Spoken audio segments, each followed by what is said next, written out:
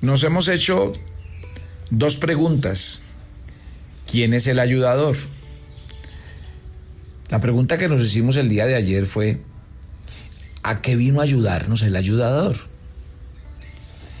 Y el día de hoy nos vamos a hacer una tercera pregunta. ¿A quién fue enviado el ayudador? El Espíritu Santo, el Espíritu de verdad, el que nos dejó Jesús como el regalo de su presencia sobre nuestras vidas, aquel que mora en nosotros y nos ha hecho templo y habitación del Dios viviente. Escuche este devocional y deje que Dios hable a lo profundo de su corazón. Voy a decir en primer lugar a quién fue enviado el Espíritu Santo, el ayudador. Y voy a remitirme a dos pasajes del Antiguo Testamento. Dice la Biblia en Joel capítulo 2 verso 28: y después de esto derramaré de mi espíritu sobre toda carne. Profetizarán vuestros hijos y vuestras hijas. Vuestros ancianos soñarán sueños. Vuestros jóvenes verán visiones. Y también sobre los siervos y sobre las siervas derramaré mi espíritu en aquellos días. Daré prodigios en el cielo, en la tierra, sangre, fuego, columnas de humo. Esto como señal de que el Espíritu Santo sería derramado. Mire de especial que dice que esa venida del Espíritu Santo va a involucrar a toda la familia, niños, jóvenes, ancianos, o sea, no hace distingo alguno. Ese Espíritu Santo prometido es para todos. Ahora, en ese mismo orden de ideas, quisiera que nos devolviéramos al libro de Ezequiel. En el capítulo 36 de Ezequiel, igual, hay un evento muy importante con respecto no solo a la venida, sino a la tarea más importante del Espíritu Santo. Dice Ezequiel 36, versículo 25: esparciré sobre vosotros agua limpia, seréis limpiados de todas vuestras inmundicias y de todos vuestros ídolos os limpiaré. Os daré un corazón nuevo y pondré un espíritu nuevo dentro de vosotros. Quitaré de vuestra carne el corazón de piedra y os daré un corazón de carne. Y pondré dentro de vosotros mi espíritu y haré que andéis en mis estatutos, los guardéis y los pongáis por obra. Qué belleza, ¿no?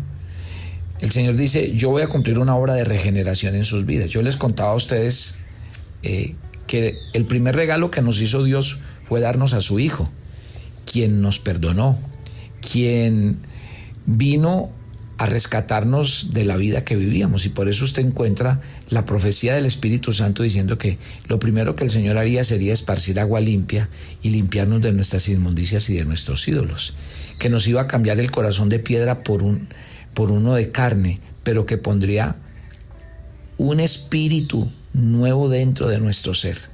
¿A quién se está refiriendo? Al Espíritu Santo. Y haré que andéis en mis estatutos y que guardéis mis preceptos y los pongáis por obra. Entonces, cuando uno ve, en primer lugar, el ayudador es prometido ¿para quién? Pues es prometido desde el Antiguo Testamento como alguien que va a estar con nosotros y en nosotros, como alguien que se va a tomar la tarea de ser nuestro maestro, nuestro tutor, nuestro guía. Entonces el Espíritu Santo viene y ahí está. Cuando usted mira lo que pasó en Hechos capítulo 2, que fue la venida del Espíritu Santo, ahí mencionan y dicen que efectivamente lo que pasó, Pedro empieza a explicar. Mire, vino el Espíritu Santo, Hechos 2. Si usted lee del 1 al 13, ahí encuentra que el Espíritu Santo vino, que se derramó sobre todos y hubo lenguas y unos dudaron y unos pidieron explicaciones. Y dice que Pedro, versículo 14, poniéndose en pie con los 11, alzó la voz y les habló diciendo: varones judíos y todos los habitantes que habitáis en Jerusalén, esto os sea notorio y oíd mis palabras. Está hablando del evento que acaba de pasar. Y mire lo que explica: estos no están ebrios, como ustedes suponéis, puesto que es la hora tercera del día.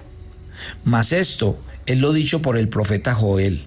En los posteros días derramaré mi espíritu sobre toda carne, y vuelve a leer todo el texto que yo acabé de leer. O sea que Pedro, termina diciéndole: varones israelitas, oíd estas palabras. Jesús Nazareno vino, hizo señales, murió, resucitó. Ustedes lo crucificaron, pero resucitó y nos ha dejado el Espíritu Santo. Ahí está. O sea, el Espíritu Santo viene a cumplir ¿qué? Una promesa. ¿Y esa promesa para quién es? Para todos. O sea que le quiero decir a usted que me está oyendo este devocional, el Espíritu Santo fue prometido para usted, para sus hijos y los hijos de sus hijos. Pero obviamente esta promesa se recibe cuando una persona ha tomado la decisión de colocar a Cristo en el control de su vida, en el gobierno de su vida. Porque una vida controlada por sí mismo no puede recibir al Espíritu Santo. Una vida que quiere seguirle haciendo las cosas a su manera y a su estilo no puede. Solo una vida gobernada por Cristo Jesús puede recibir la promesa del Espíritu Santo para su vida. En segundo lugar, ¿para quién fue enviado el ayudador? Romanos capítulo 8, versículo 13, dice la siguiente expresión: porque si vivís conforme a la carne moriréis, mas si por el Espíritu, hablando del Espíritu Santo, hacéis morir las obras de la carne, viviréis. ¿Para quién fue enviado el Espíritu Santo? Para los que no quieren seguir viviendo en la carne, sino que quieren vivir la llenura del Espíritu Santo. Eso es. ¿Por qué? Porque yo tengo dos elecciones. Yo les he hecho siempre una recomendación y hoy se las vuelvo a hacer. Lean el capítulo 7 de Romanos y lean el capítulo 8. ¡Wow! Es como estar a diferentes orillas de un mismo río. El río es Dios. El río podría ser el estilo de vida que cada uno de nosotros puede vivir, pero hay dos orillas. La carne. Pablo en Romanos 7 habla de su situación, de su condición, de que él quiere cambiar, mejorar, pero él dice que dentro de él hay algo que no lo deja, que es más fuerte que él, que está en sus miembros, y está hablando de la carne. De la carne que está gobernada por el viejo hombre, que está gobernada por el mundo y las pasiones del mundo. Pero si usted lee el capítulo 8, Pablo lo que está queriendo decirnos en todo el capítulo 7 es que hay un camino que sí nos puede llevar a un cambio de vida. Y ese camino es el Espíritu Santo. En todo el capítulo 8 de Romanos, él habla de que el Espíritu Santo, que es el que viene a nosotros, el que nos da el espíritu de hijos, el que nos quita el espíritu de esclavos, el que nos guía a toda la verdad. Ese es. Entonces, en segundo lugar, ¿a quién fue enviado el ayudador? A los que todos los días que se levantan no quieren vivir en la carne, en sus deseos, en sus pasiones, gobernados por las leyes de este mundo, sino aquellas personas que se levantan todos los días y le dicen: Espíritu Santo, toma el control de mi vida, enséñame a orar, háblame en las Escrituras y revélame la verdad de Dios, yo quiero conocer a Dios. A esos fue enviado el Espíritu Santo. ¿Por qué? Porque pues Jesús estuvo con los discípulos y tuvo que estar con ellos, enseñarlos, amonestarlos, disciplinarlos, y Jesús lo entendió. Yo no me puedo ir y dejarlos a ustedes solos, les dejo al Consolador. Él les va a ayudar a ustedes en todo. Él va a ser la persona que va a estar al lado en este recorrido de la vida cristiana, y a mí me parece eso la mejor noticia del mundo. Solo que a veces me preocupa porque creo que los cristianos a veces no conocen al Espíritu Santo, que los cristianos lastimosamente a veces viven más esfuerzos personales y luchas personales que realmente entender esto de ser lleno del Espíritu Santo y que Él viva esa lucha espiritual por cada uno de nosotros. En tercer lugar, hay algo que en el libro de los Hechos, en el capítulo 1, otra vez, si habláramos de promesa, Jesús antes de irse les dijo: pero recibiréis poder cuando haya venido sobre vosotros el Espíritu Santo, y me seréis testigos en Jerusalén, en Judea, en Samaria y hasta lo último de la tierra. ¿A quién fue enviado el Espíritu Santo? Jesús aquí volvió a reiterar la promesa. ¿Cuál promesa?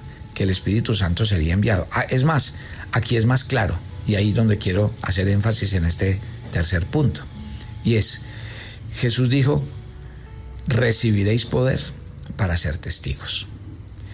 Miren, vamos a ponerle un poquito de sentido a esto. ¿A qué vino el Espíritu Santo? Ayudarnos a vivir por encima de nuestros deseos de la carne, nuestras pasiones y todo esto. A eso vino.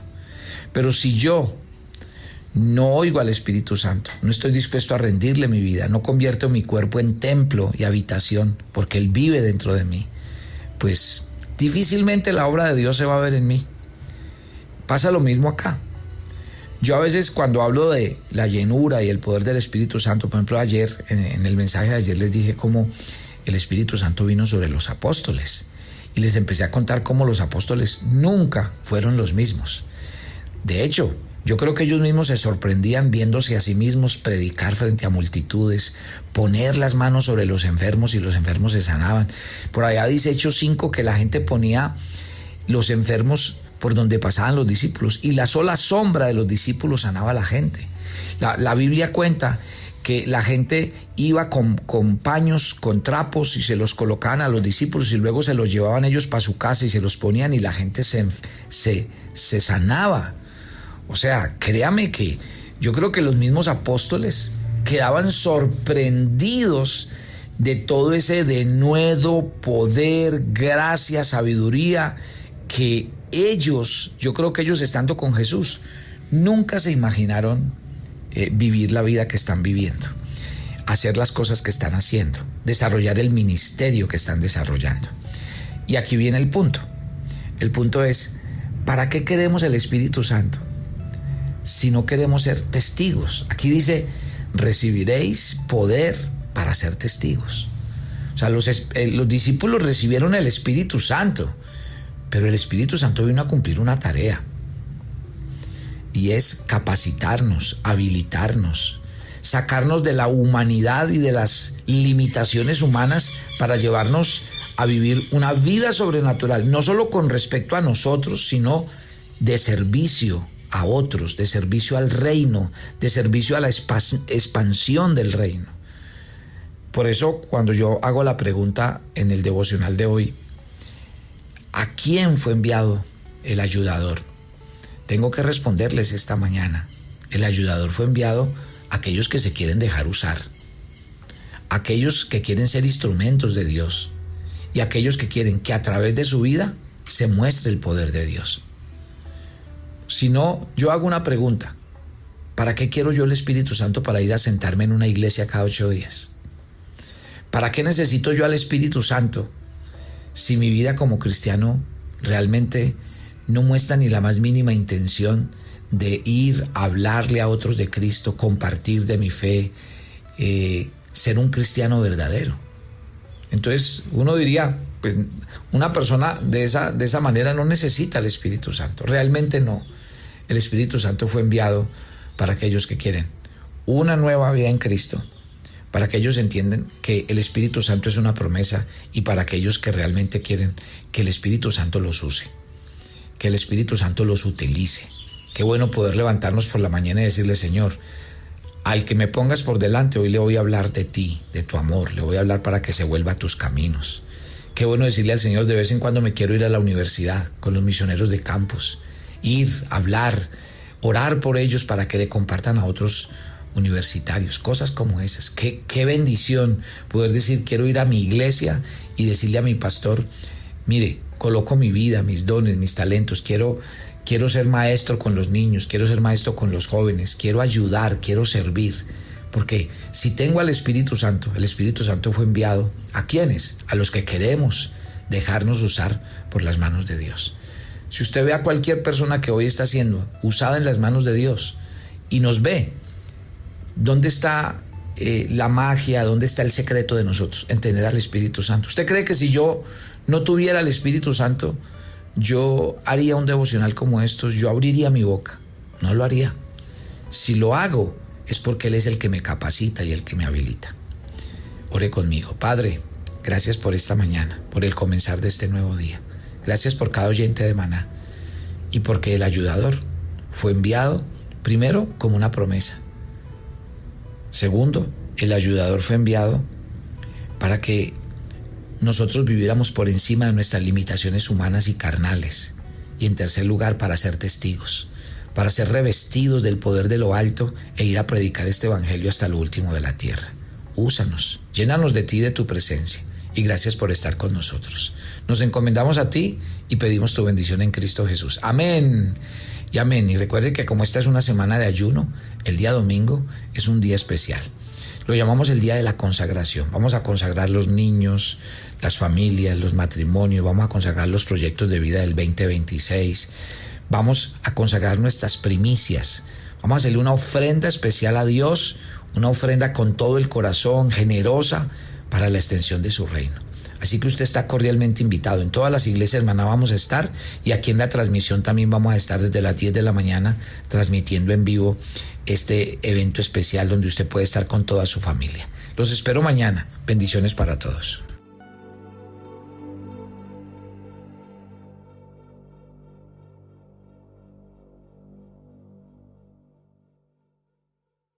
En Lucas 5, Jesús llevó a unos pescadores al límite de sus fuerzas. La red se llenó tanto que empezó a romperse. Entonces hicieron señas a los compañeros de la otra barca: «Vengan a ayudarnos». Y juntos levantaron la pesca. Esa escena todavía nos habla hoy. El mar es inmenso. A veces nuestros recursos son solo una barca. Pero cuando se unen varias barcas, la red se estira y se vuelve más liviana, lo que ayuda a nuestra misión. Dios no nos llama a competir, sino a compartir la carga. Por eso en Hechos 16 vuelve el mismo clamor: «Pasa y ayúdanos». Y la Biblia insiste: «Mejores son dos que uno, y el cordón de 3 dobleces no se rompe». La obra de Dios es de familia. Oramos, vamos, enviamos y sostenemos. Por eso te decimos a ti: ven y ayúdanos. Te invitamos a nuestra Cumbre Mundial de Discipulado 2026 para que sigamos estirando la red.